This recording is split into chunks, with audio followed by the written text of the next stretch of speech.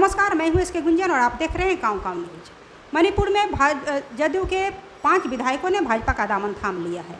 यहाँ जदयू के कुल 6 विधायक थे, जिनमें से 5 अब भाजपा में शामिल हो चुके हैं। इसके पहले विगत 24 अगस्त को अरुणाचल प्रदेश में जदयू के एकमात्र विधायक ने भाजपा का दामन थाम लिया था।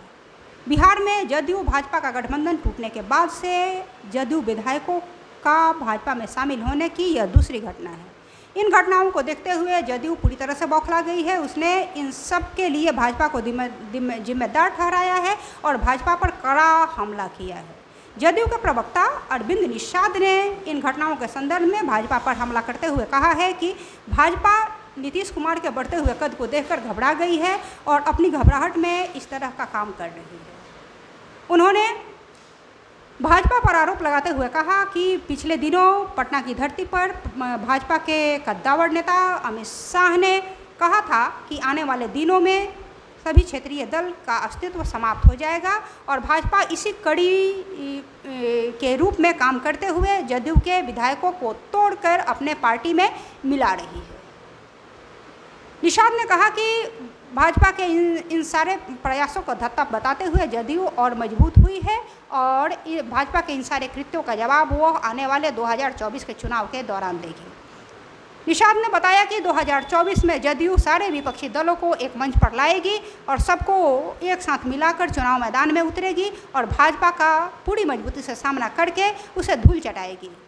उन्होंने कहा कि आने वाले 2024 के चुनाव में जदयू सारे विपक्षी दलों के साथ मिलकर भाजपा को सत्ता से बेदखल करेगी। इधर आज जदयू के राष्ट्रीय कार्यकारिणी और राज्य कार्यकारिणी की बैठक पटना में होना तय है।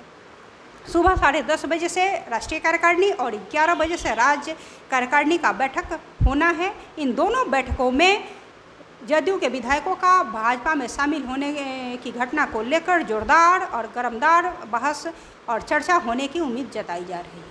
साथ ही इन दोनों बैठकों में 2024 के लोकसभा चुनाव के लिए नीतीश कुमार को पीएम का चेहरा बनाए जाने के मुद्दे पर भी चर्चा होने की बात बताई जा रही है।